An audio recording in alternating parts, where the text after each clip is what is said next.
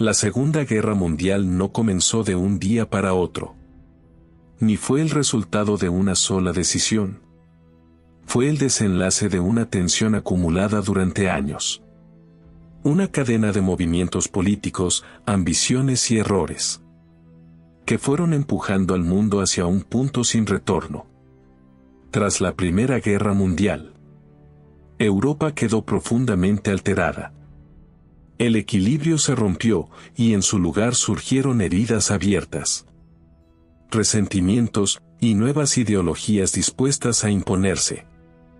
Alemania, debilitada por el Tratado de Versalles, comenzó a transformarse. Bajo el liderazgo de Hitler, el país inició un proceso de expansión, no solo territorial, sino también ideológica. Mientras tanto, otras potencias observaban, algunas con preocupación, otras con dudas, y muchas sin reaccionar a tiempo. En 1938, el mapa europeo empezó a cambiar sin necesidad de una gran batalla. Austria fue incorporada al Tercer Reich. Y poco después, el foco se trasladó hacia Checoslovaquia. Las tensiones aumentaban. Pero en lugar de una respuesta firme, se optó por acuerdos. Decisiones que buscaban evitar el conflicto, pero que en realidad solo lo retrasaban. El llamado Pacto de Múnich permitió a Alemania avanzar sin oposición inmediata. Y dejó en evidencia una debilidad clave en Europa: la incapacidad de frenar una expansión que ya no tenía intención de detenerse. Meses después, Checoslovaquia fue desmantelada. Y el mensaje quedó claro. El equilibrio internacional ya no existía. En paralelo, nuevas alianzas se estaban formando. Alemania e Italia consolidaban su cooperación, mientras otras potencias intentaban reorganizarse sin una estrategia clara. Pero el punto definitivo llegaría en 1939, cuando Alemania invadió Polonia. Ya no quedaban más excusas, ni margen para evitar el conflicto. La guerra había comenzado. La guerra no estalló de golpe. Se activó, como el resultado inevitable de una cadena de decisiones, errores de cálculo y ambición. Europa estaba tensa, pero aún no comprendía lo que se avecinaba. Alemania no buscaba una guerra larga, buscaba velocidad. Una nueva forma de combatir basada en la coordinación total, la guerra relámpago. Tanques avanzando sin detenerse, aviación destruyendo comunicaciones, infantería ocupando lo que quedaba atrás. El objetivo no era resistir, sino desbordar al enemigo antes de que pudiera reaccionar. Polonia fue el primer escenario. El 1 de septiembre de 1939, el ataque comenzó. En cuestión de días, las defensas polacas colapsaron, no por falta de valor, sino por la diferencia de estrategia. Mientras combatían en el oeste, desde el este avanzaba la Unión Soviética. Polonia quedó dividida. El mensaje era claro, la guerra había cambiado. Pero Europa no reaccionó con la urgencia necesaria. Francia y Gran Bretaña declararon la guerra, pero no atacaron. Se produjo una pausa extraña, una guerra sin movimiento. Una ilusión de tiempo que Alemania no iba a desperdiciar. En 1940, el siguiente paso comenzó. Dinamarca cayó casi sin resistencia. Noruega fue ocupada rápidamente. El control del norte era esencial: minerales, rutas marítimas, posiciones estratégicas. Los aliados intentaron reaccionar, pero llegaron tarde. La maquinaria alemana seguía avanzando. El verdadero objetivo era Francia. Una potencia militar segura de su defensa, protegida por la línea Maginot, fortificaciones, muros y artillería diseñados para detener cualquier invasión. pero la guerra ya no se libraba así. Alemania no atacó de frente, rodeó. A través de Bélgica, Luxemburgo y el bosque de las Ardenas, una zona que los franceses consideraban impracticable, pero no lo era. Los tanques avanzaron, rompieron las líneas y desorganizaron completamente al enemigo. La velocidad lo cambió todo. Las comunicaciones fallaron, los mandos no pudieron reaccionar y las órdenes llegaban demasiado tarde. El frente se derrumbó. Miles de soldados aliados quedaron atrapados en Dunkerque, en una retirada desesperada. Más de 200.000 tropas fueron evacuadas en una operación al límite, pero el daño ya estaba hecho.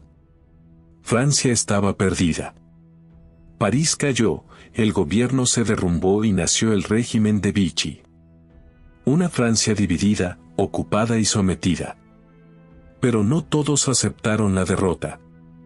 Desde Londres, Charles de Gaulle organizaba la resistencia, la Francia libre. La guerra continuaba. Gran Bretaña quedaba sola, aislada, pero firme. Hitler sabía que no podía invadir sin dominar el aire. Comenzó entonces la batalla de Inglaterra. Bombardeos constantes, ciudades atacadas, infraestructura destruida, pero la resistencia británica fue decisiva. La aviación alemana no logró el control. Por primera vez, la expansión se detenía. La invasión fue cancelada y la guerra entró en una nueva fase. Mientras tanto, otros escenarios comenzaban a activarse. En África, Italia intentaba expandirse. En Asia, Japón observaba. Y en el este, la tensión crecía. Hitler ya tenía otro objetivo, la Unión Soviética. Pero antes, Europa debía quedar asegurada. En 1941, la guerra se expandía. Los Balcanes fueron ocupados, Grecia cayó y Yugoslavia fue invadida. El control del continente avanzaba, pero el equilibrio era frágil. Porque cada victoria acercaba un conflicto mayor. Y entonces, el mundo cambió definitivamente. El 7 de diciembre de 1941, Pearl Harbor. Aviones japoneses atacaron la base estadounidense y en menos de una hora la flota fue devastada. Estados Unidos entraba en la guerra. El conflicto dejaba de ser europeo, se volvía global. Las potencias del eje ahora enfrentaban a una fuerza industrial gigantesca y el escenario cambiaba por completo. En 1942, las líneas ya estaban definidas. Alemania dominaba gran parte de Europa, pero no había logrado vencer. Gran Bretaña resistía, la Unión Soviética se preparaba y Estados Unidos comenzaba a movilizarse. La guerra ya no sería rápida. Se convertiría en desgaste, en resistencia, en supervivencia. Y el siguiente movimiento sería el más brutal de todos. El Frente Oriental. La guerra entraba en su fase final, pero eso no significaba que fuera más fácil, sino más implacable. Europa ya estaba completamente desgarrada.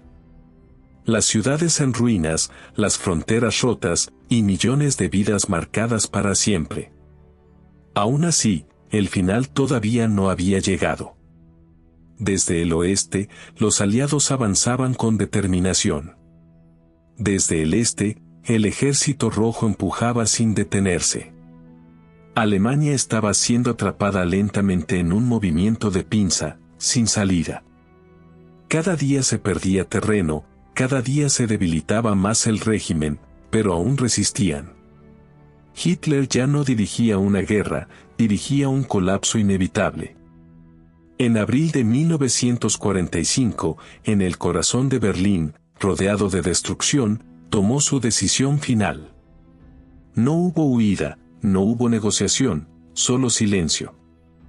Poco después, Alemania se rindió. El 7 de mayo, la rendición fue firmada. En Europa, la guerra había terminado.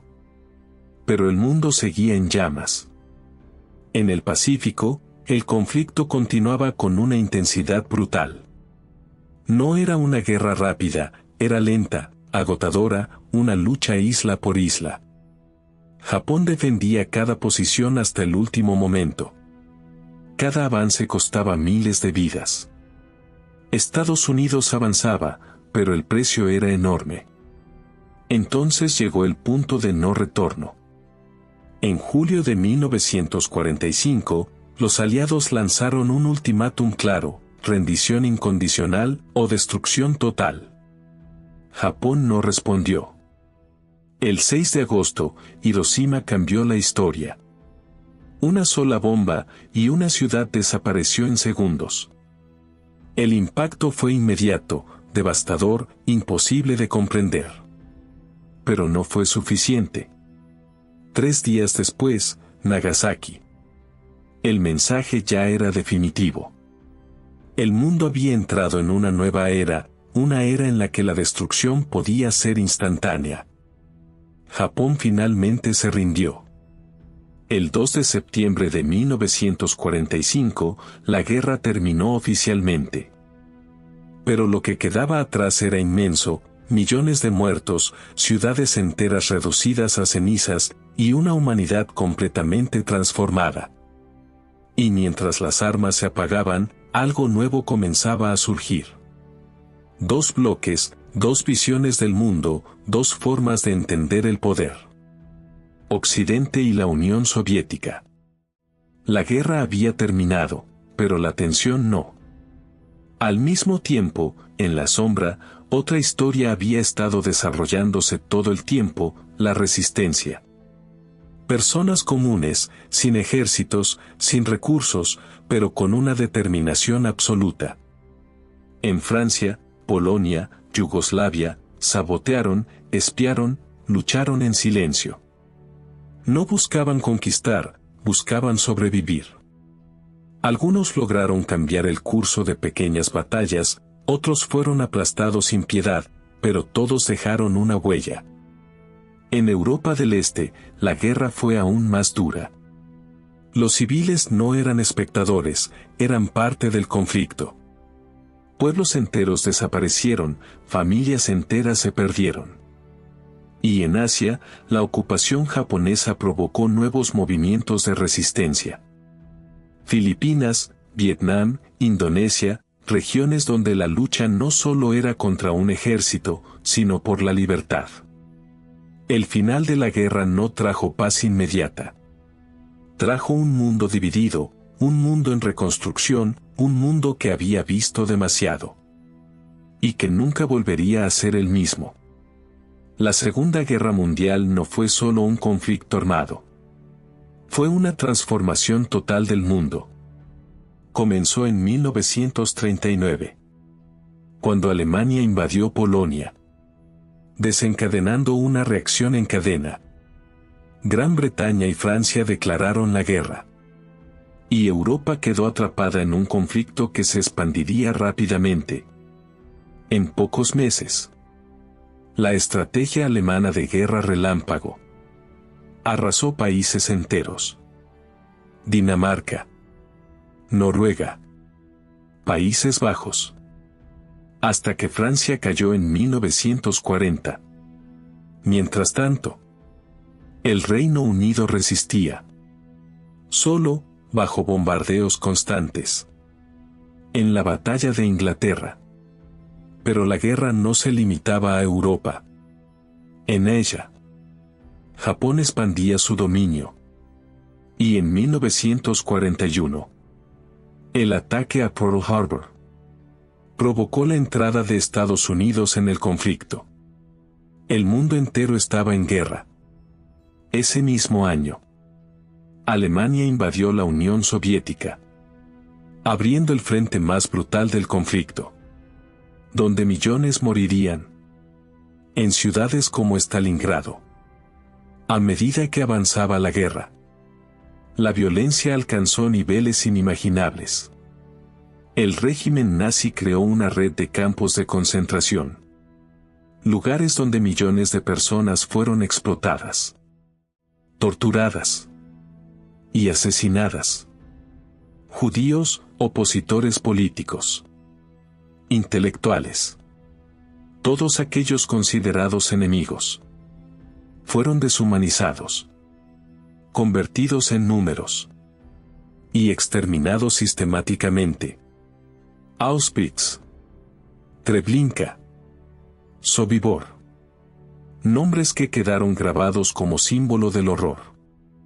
En paralelo, ciudades enteras eran destruidas, infraestructuras arrasadas, y millones de personas quedaban sin hogar. Pero el curso de la guerra empezó a cambiar. En 1944, los aliados desembarcaron en Normandía, marcando el inicio del fin para Alemania. Desde el este, el ejército soviético avanzaba imparable. Y en 1945, Berlín cayó. Hitler se suicidó. Y Alemania se rindió. Pero la guerra aún no había terminado. En agosto de 1945, Estados Unidos lanzó 2 bombas atómicas sobre Hiroshima y Nagasaki. La destrucción fue total. Y Japón se rindió pocos días después. El conflicto había terminado. Pero sus consecuencias marcarían el futuro del mundo. Europa quedó devastada. Millones de muertos. Ciudades en ruinas. Y 2 grandes potencias emergieron: Estados Unidos y la Unión Soviética. Comenzaba una nueva era. La Guerra Fría. Un mundo dividido, tenso y marcado para siempre por la memoria de la guerra más destructiva de la historia. Y cuando todo terminó, no hubo un alivio inmediato, ni una celebración real. Lo que quedó fue un mundo exhausto, marcado y plenamente consciente de lo que acababa de ocurrir.